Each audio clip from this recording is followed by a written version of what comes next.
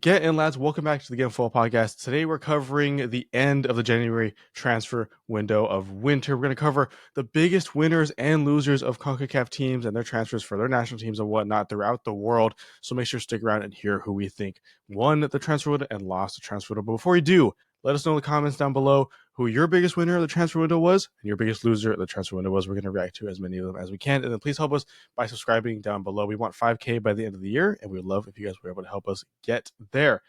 All right, guys. Biggest winner of the entire transfer window for CONCACAF. I think we all agree on the same answer, right?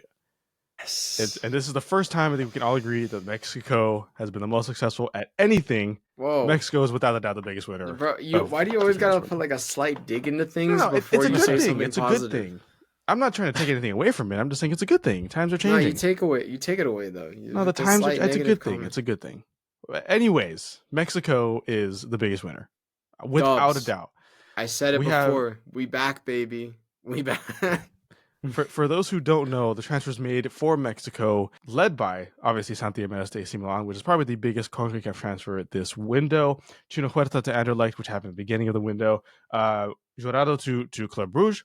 Carrillo to Feyenoord to replace Santi Jimenez, essentially. And, of course, a couple players over to Dundee FC in Scotland, Cesar Garza and Victor Lopez. Overall, everyone moving to Europe, at least with the main big transfers, outbound transfers. Going to Europe, big clubs, AC Milan, Anderlecht, yeah, it's obviously a win.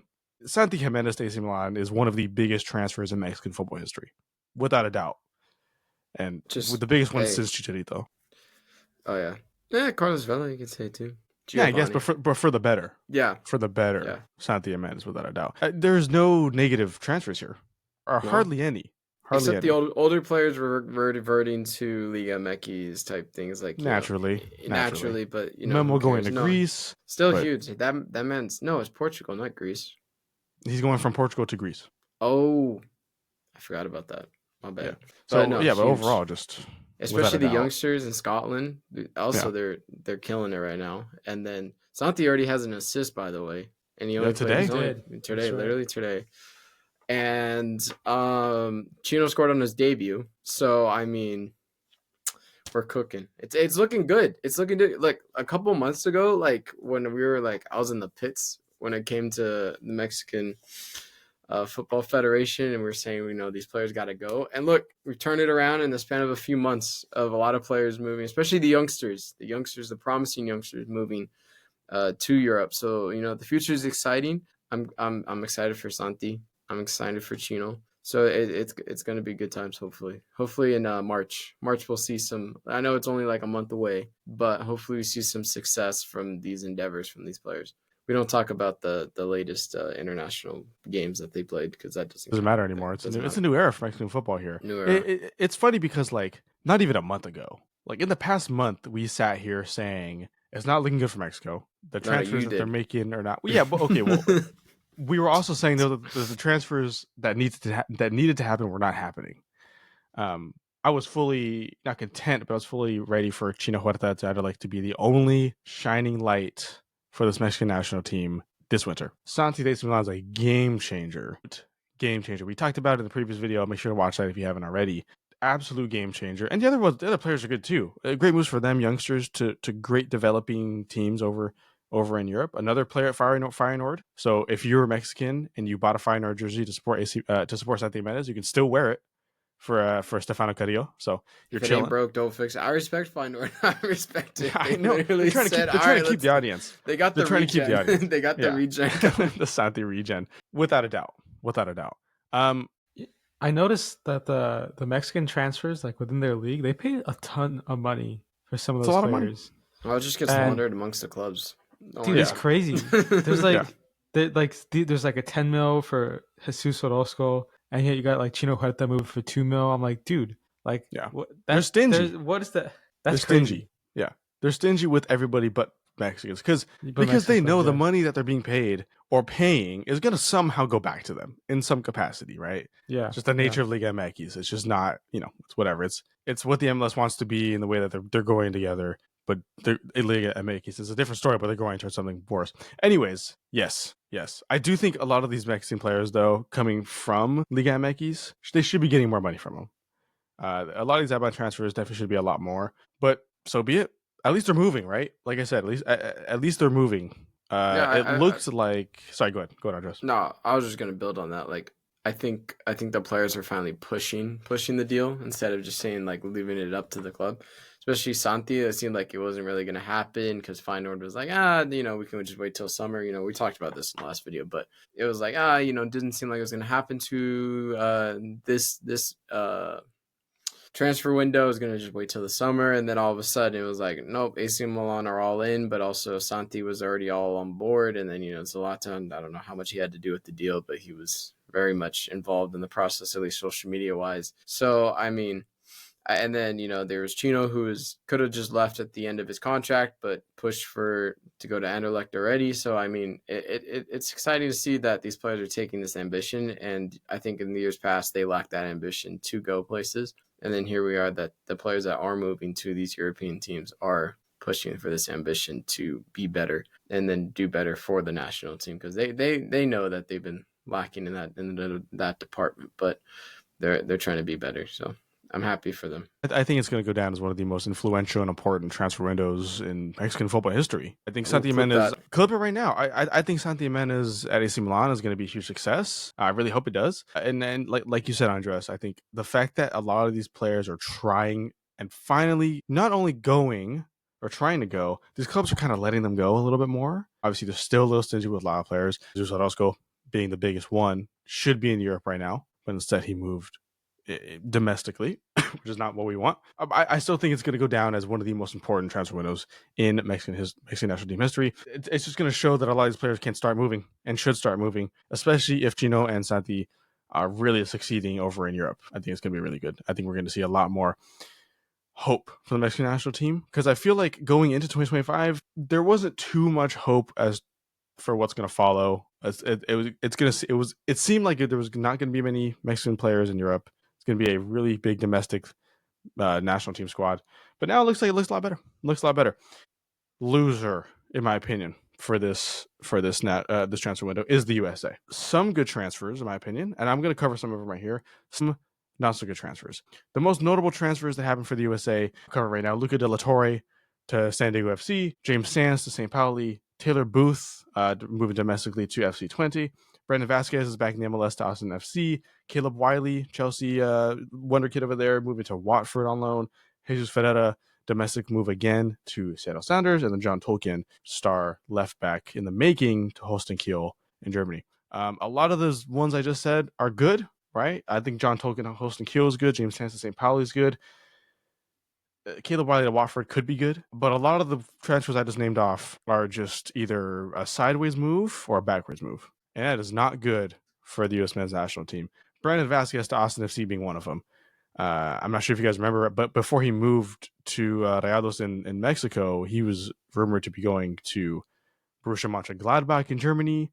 I know there still are Spanish teams interested in him, but now he's at Austin FC. Luca De La Torre is a men's national team player, leaves La Liga, comes back to the USA. Just a lot of disappointing moves. Jesus Ferreira, who was on that 2022 World Cup squad over Ricardo Pepi, which is, again, just a horrible move. Stays in the MLS, even though he should, by now, you'd think he'd be in Europe. I think the USA are a big loser. I don't know if you guys agree with me or not, but I think they're a big loser for this January transfer window. It's not the worst thing in the world, but it's not the best thing by any means. I think loser is harsh. Just because, it's not going to... The United States isn't going to have that big profile of these transfers, you know what I mean? Like, you're not going to have an Anthony Robertson going to, a Barcelona, Real Madrid type thing to really bolster this. So I think it was a fair assessment, or like a better word for it would be like a stagnant. Because, players moved, but, they're not, detrimental to the team, you know what I mean? Like, certain players are just potential stars, or, guys who, are in the squad rotation. And you don't really expect everyone to start, and that you mentioned. But I don't think it's a bad thing. I think there's probably worse out there in terms of lackluster. But I just think it's not the worst thing in the entire world. Look at me, not defending the United States. I know. Right now. Look at me. Who would have thought? The roles have switched. What a backwards video. I was going to say, it is the January transfer window. It's a small window. It's a month, maybe a little over. So to Andres is saying, it's one of those that the biggest players, especially, the rumors with Gio Reyna and all that, will probably hear and become big in the summer. And so I expect big things coming in the summer for sure. But as in for like the winter, obviously you would hope Brandon Vasquez had a higher step up, but he also had struggled in Monterrey. So like it was one of those where like, he didn't really help himself out in getting that bigger move. And obviously we don't know, obviously, if he had other options or not, we don't know. But, um, it wasn't the best of showing for him. He could have been better. And maybe he just wants to get that form back. Maybe same with, you could say Jesus Ferreira, you could argue that maybe he should have had that step up because, he's been in the MLS for a while now. And I think a step up for him would have been nice, but Seattle is a good team. They're obviously better than Dallas. Sorry, my bad. I'm trying to be so Andres quiet. was like slowly moving it over, trying to be quiet, and then just. Anyways, Diego, I'm sorry. Keep going, please. Anyways, so anyways, I do it. Yeah, you are red, bro. I'm not even that red. It's just highlighted by the camera. Anyways, continue. Sorry, I agree with Elijah that if we're talking rankings wise and for the expectations that they could have been, you want to put US at the bottom. But it's not a like this is a terrible trajectory kind of thing. It's just kind of like, man, let's do better next window because we got some big names coming up that could really do with a move or with a step up for sure. Yeah, it is harsh. I guess it is just the nature of the video where I have to name a loser, and I think the USA is the biggest loser in this video. You're right. It could be worse, I guess is how you might want to put it. It could be way worse, but still, if you're the USA, you want every player you can to keep moving up, right? To keep, and if you're already up, to stay over there, right? It just looks better for the team, for the footballing culture of the USA. So moves like Brandon Vasquez to Austin FC, it just sucks because he might as well have just stayed with Cincinnati a couple years ago, or like I said, moved to Europe, which he totally could have done. He had suitors, namely Borussia Mönchengladbach. I don't know if it was up to him or Cincinnati. I believe it was just up to him to move down south instead of moving across the ocean to a different continent. It's a move like that where I just, you would kind of want to see more ambition in the way that Mexico's kind of providing their players right now, or the players are providing Mexico in reverse. That's just where I'm kind of like meh, right? Luca De La Torre, I think could have still stayed in Europe if he wanted to, came back to San Diego FC, but there are some good names moving. Not Taylor, but James Stans to St. Pauli is a good move. He's been a high potential player for a long time. I had him in a career mode 4 or 5 years ago. Want him to reach that potential again. Caleb Wiley to Watford, I like.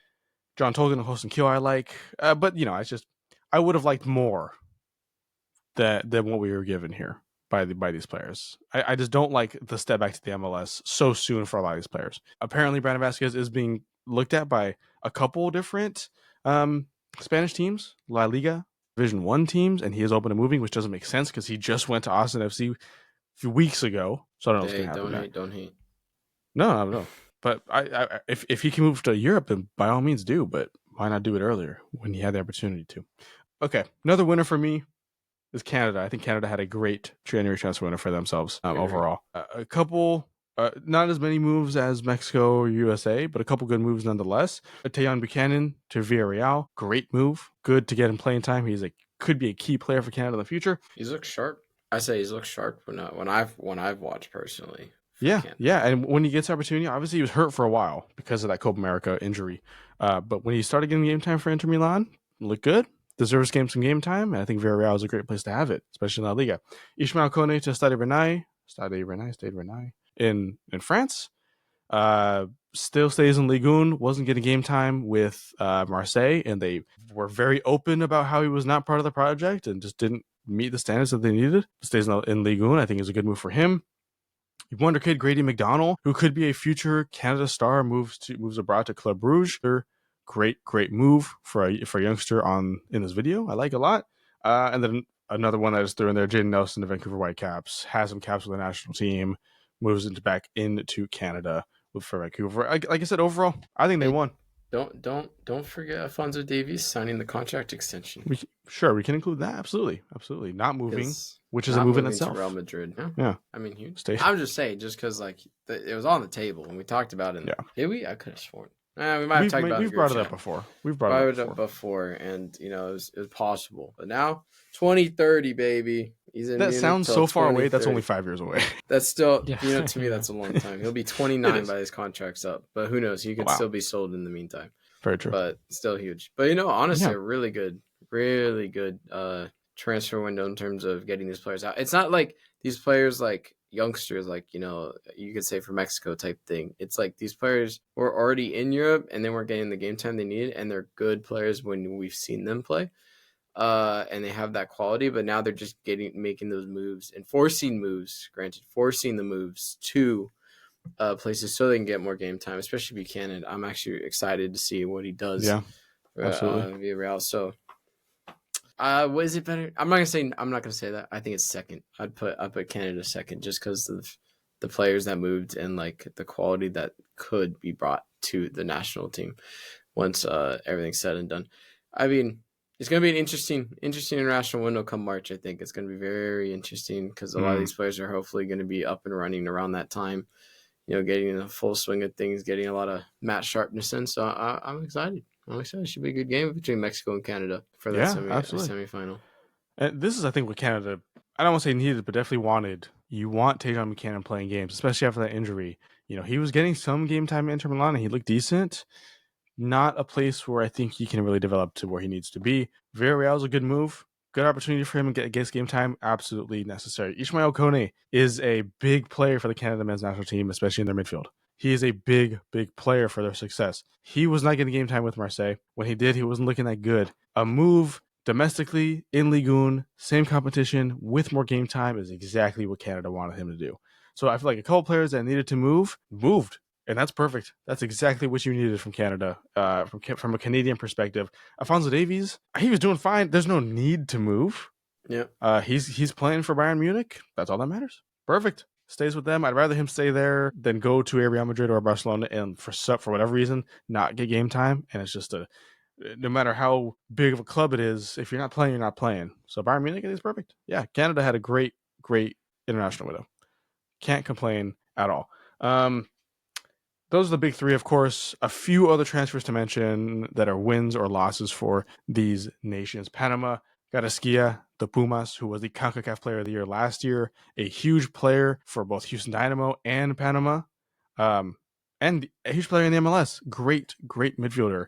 Moves to Liga MX with Pumas. Is that a good move? Is that a bad move? Honestly, kind of remains to be seen for me. What do you guys think? Is that a win for Panama? Is that a loss for Panama? Too early to tell. I would say wait. Just wait. Just purely because I don't know. It's tough. It's tough anytime you go there. I don't know. I just feel I'm optimistic, but I'm not exhilarated by it. You know what I mean? Like I'm trying to hold out some hope. Because it's not like he's going to the worst league in the world. You know what I mean? It's still a respectable league, but like it's not like the most ideal move, especially. But I don't think it's the worst. I'm gonna say jury is still out for me personally. Still out. Okay. Diego, what do you think about that move? Yeah, I'm with Andres. I'm a big proponent of you can move to a club that in our mind is a good fit, or you can move to one that we can judge not. But like you said, Buchanan, he moved to like Inter, and it's a great club, but it just wasn't the right spot to be developing. And I know it's like a very different scenario, but the point still stands that like if a place clicks for you and you start developing, even if it's not at the level that you think we think we should be at, it just matters that they fit well and they're mentally on the right path. And so I don't want to judge yet, because if it works and we that's all that matters, that they start clicking and they start growing as a player. Yeah. For my Panamanians out there, I'm just gonna slowly say this is a win. If you look at it from an international perspective, SCA is gonna be playing against Mexican opponents, and a lot of those Mexican opponents are going to be with the Mexican national team.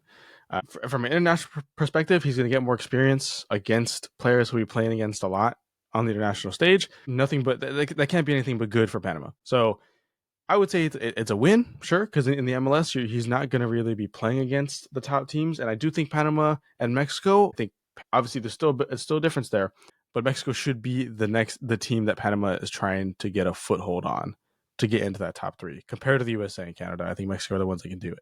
So I'd say it's a win. Jamaica, Jamar Nicholson to Club Tijuana. Liga MX moved from Russia to Mexico. I like it. He had 14 appearances so far this season, 4 goals, 2 assists. Nothing crazy. Decent. It's a decent return. Like I said, nothing crazy. I don't think it's anything negative necessarily. Because like flat. It just flat compared to everybody else. You know what I mean? Okay. Like Yeah. no bash on the Jamaican national. The comments, please. Don't go in on me. But I'm just saying, like, compared to everyone else, it's flat. But at the same time, if you look at the Jamaican national team, the state it's in, the players right now, like, no one's really set to move anywhere that's valid. So it's like, it's kind of like, it's not a step back, it's not a step forward. It's just kind of like probably like a move. Yeah, a sideways move, and probably like a personal decision. You know what I mean? Like maybe he didn't want to live in Russia anymore. You know what I mean? Maybe he wanted to just be like, all right, I want to be a little bit closer. Or Mexico's not a bad place to live in certain parts. So TJ too. It's I can go visit him right now if I wanted to. Shamar Nicholson, like it's okay. You're playing in Russia, and you know what? Shamar Nicholson had a fairly decent European career. Can't knock that. Decent spells in Russia and France to name off to highlight the main ones. But you're playing in Russia. It's European football without European football, right? It's a very closed off league now because of everything that's been going on for the past few years. They don't compete in European competitions. They don't at all. It's just within the league, banned? Really. Yeah, exactly. That's what I mean. Like they can't play in European competitions. At some point, it stagnates, right? It's stagnant for some of these players. And Shamar Nicholson, I just think it's just time to move back to Concacaf, which is fine. Maybe he uses Liga MX to jumpstart a career back into a European league or something like that. I think Club TJ is fine. It's fine. It's Liga MX. It's the same thing with Carrasquilla for Panama. He gets to play against fellow CONCACAF members. Can't be negative at all for the Jamaican national team by any means. Can't complain. My opinion, it's a decent move. I don't want to say if it's a win or a loss yet. You're right. Like same thing, but I don't think it's a loss. Is what I will say. I think the sideways transfers, sideways steps are like the hardest ones to decide because it's like it could be good, could be bad, or it could just be the same thing. You know what I mean? It's easy to judge the big steps or the steps back. I mean, jury's still out once again. Yeah, and he's still, as of right now, is not counting Mason Greenwood as probably the number 2 striker, number 9. I don't think it's going to change until Mason Greenwood joins Jamaica. I don't think even that move to Club TJ, if you're an American that did that, you might be looked at differently. If you're a Mexican that did that, you might be looked at differently. If you're Canadian, same thing. I think for Jamaica, he's still going to be that in the national team conversation, at least for a little bit. So for him, it's not the biggest of deals. As a football fan for Jamaica, sure, maybe you might not like it because you want as many players in Europe as you can be. But it's not. There are worse moves out there that could have been made. Still in a highly competitive league. Not for Club TJ, decent team. So be it. Closer to home. Guess you can't complain. To sum it up, winners were Canada, Mexico by far. Yeah, Canada, Mexico by far. Had a great transfer window. USA, a little debatable depending on who you ask. I think it was a loss. You might consider it not a loss. Let's see how it turns out. And the rest, obviously, will kind of remain to be seen. But if you have an opinion, no losers. We just got no losers. A lot of draws here. A lot of draws, kind of. A lot of stagnant. A lot of stagnant moves and whatnot. Like I said in the beginning of the video, if you're at this point, make sure to leave a comment down below what you think was the biggest winner and the biggest loser, if there is one for you. Make sure to subscribe and help us out because we want 5K by the end of the year. Leave a like. Obviously, if you enjoyed all the January transfer window drama, because there was a lot more for CONCACAF than I kind of expected. And hopefully we'll see you guys in future videos in the coming days, weeks, months, and years. And see you guys later. Peace. Take care.